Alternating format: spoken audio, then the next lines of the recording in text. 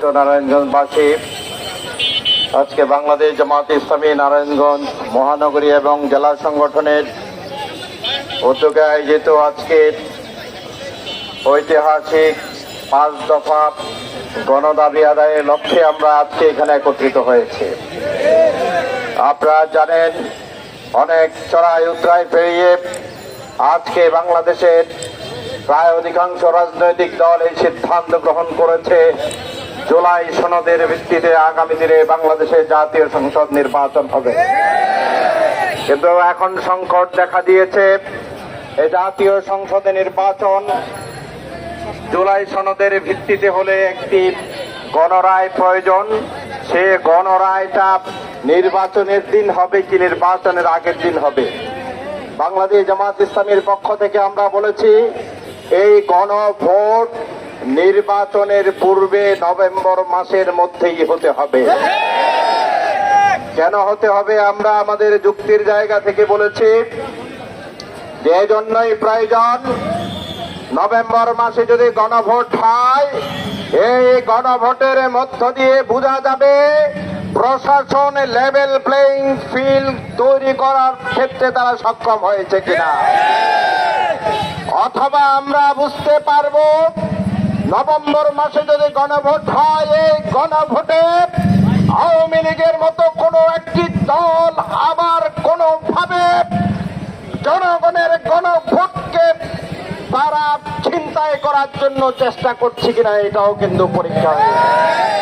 এজন্য দেশপ্রেমিক দলগুলোর এখন উচিত আগের মতো সেই চিন্তা ধ্যান ধারণা বাদ দিয়ে ঐক্যবদ্ধ একটি বাংলাদেশ গড়ার জন্য নভেম্বরের মধ্যেই গণভোটের মাধ্যমে আমরা আমাদের জুলাই সনদ বাস্তবায়ন করার জন্য আমরা জনগণের ম্যান্ডেট দিতে চাই। দ্বিতীয় যে বিষয়টি, আমাদের বন্ধু প্রতিম সংগঠন তারা বলেছিলেন যে নির্বাচনের দিনে গণভোট হতে পারে। ওনাদের যে খোরা যুক্তি, সেই যুক্তির জবাবে আমরা বলতে চাই, বাংলাদেশের অতীতে যতগুলো নির্বাচন হয়েছে, সেই নির্বাচনে প্রায় প্রতিটি দলকে আমরা দেখেছি নির্বাচনের দিন জনগণ তাদের ভোটাধিকার প্রয়োগ করার পূর্বেই কেউ কেউ তাদের ভোট দিয়ে দিয়েছে। আমরা ভোট কেন্দ্র থেকে ভোটার বক্স এবং ব্যালট ছিনতাই হতে আমরা দেখেছি। যদি নির্বাচনের দিন যদি গণভোট হয়, সেই গণভোটের দিন ভোটের বক্স ছিনতাইয়ের পাশাপাশি গণভোটও ছিনতাই হয়ে যাওয়ার যথেষ্ট সম্ভাবনা রয়েছে। সুতরাং সেই জায়গা থেকে জাতিকে পরিত্রাণ দেওয়ার জন্য জুলাই সনদের ভিত্তিতে ঐতিহাসিক যে বিপ্লব হয়েছে, সেই 24-এর বিপ্লবকে সম্মান জানিয়ে শহীদের রক্ত চেতনা আমাদের নিঃশ্বাসে বিশ্বাসে ধারণ করে আগামীর একটি নতুন বাংলাদেশ বিনির্মাণের জন্য আমরা সবাই যদি ঐক্যবদ্ধ হতে পারি, তাহলে শেখ হাসিনার মতো কোন ফ্যাসিস্ট বাংলাদেশে উত্থান হবে না। আমরা এই জন্য বলতে চাই, আসুন আপনি যে দল করেন না কেন, আমাদের কাছে দলের চাইতেও আমাদের দেশের স্বার্থ সবচাইতে বড়। সেই দেশকে যদি আমরা, দেশের স্বার্থকে যদি বাঁচিয়ে রাখতে পারি, তাহলে আপনিও বাঁচবেন, আপনার দলও বাঁচবে। এর বাইরে আমরা বলেছি লেভেল প্লেইং ফিল্ড দরকার। আপনার প্লেয়ার থাকবে 8 জন, আমার থাকবে মাত্র 3 জন।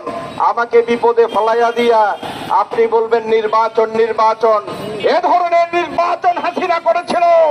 এ ধরনের নির্বাচনকে বাংলাদেশের মানুষ চায়? যদি না চায়, তাহলে লেভেল প্লেইং ফিল্ড মানে হচ্ছে সমানে সমান। উভয় পক্ষ সমান যদি থাকে, সবার অধিকার যদি সমান থাকে, তাহলে আমরা আগামী দিনে একটি বৈষম্যহীন বাংলাদেশ আমরা গড়ে তুলতে পারবো। সেই বাংলাদেশে আমাদের ভোটাধিকার নিয়ে আর কেউ চিন্তাই করবে না। যেই ভোটাধিকার প্রয়োগ হলে আমার অধিকার, আপনার অধিকার, ধনীর অধিকার, গরিবের অধিকার, সবার অধিকার সেখানে নিশ্চিত হবে। আমরা বলেছি আওয়ামী লীগের সেই খুনি দানব ব্যক্তিরা এখনো কিন্তু আমাদের নাকের ডগায়, প্রশাসনের ডগায় ঘুরছে। তাদেরকে অনেককে এখনো গ্রেপ্তার করা হয় নাই। আমাদের এই নারায়ণগঞ্জে সবচেয়ে বড় গডফাদার সন্ত্রাসী নামে খ্যাত আলোচিত সমালোচিত ব্যক্তি শামীম ওসমান সাহেব, এখনো পর্যন্ত তিনি অথবা ওনার পরিবারের যারা সরাসরি হত্যাকাণ্ডের সাথে জড়িত তারা কেন গ্রেপ্তার হয়নি আমরা প্রশাসনের কাছে জানতে চাই। যারা দিন দুপুরে মানুষ খুন করেছে ইতিহাস নারায়ণগঞ্জে আছে না? যারা 7 খুনের সাথে জড়িত এটা কি নারায়ণগঞ্জের মানুষের জানা নেই? যারা তকিকে হত্যা করেছে এই খবর আমাদের জানা নাই। সুতরাং কোন কারণে এখনো পর্যন্ত খুনিদেরকে গ্রেপ্তার করছে না আমরা প্রশাসনের কাছে জানতে চাই। আসুন আগামী দিনে একটি নতুন বাংলাদেশ বিনির্মাণের জন্য দল মত নির্বিশেষে আমরা ঐক্যবদ্ধ হয়ে আগামীর বাংলাদেশ গড়ে তুলি। এই প্রত্যয়ে আজকে যারা এখানে যুক্ত হয়েছেন, আজকে গ্রামে গঞ্জে নগরে বন্দরে এলাকায় সব জায়গায় এই 5 দফার পক্ষে গণদাবি আদায়ের লক্ষ্যে আমরা স্বতঃস্ফূর্তভাবে কাজ করে যাব ইনশাআল্লাহ। কোন পক্ষে কোন ব্যক্তির আমরা রক্তচক্ষুকে পরোয়া করব না। রাজনীতিতে এখন সমানে সমানে খেলা, কেউ কাউকে দাবিয়ে রাখার সুযোগ নেই। আসুন আমরা সুন্দর পিসফুল নারায়ণগঞ্জ গঠন করি। সবাই ভালো থাকবেন। আল্লাহ হাফেজ। আসসালামু আলাইকুম রাহমাতুল্লাহ।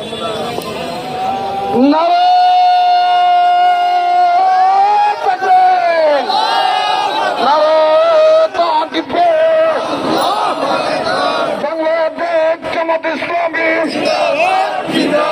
জিন্দাবাদ জিন্দাবাদ।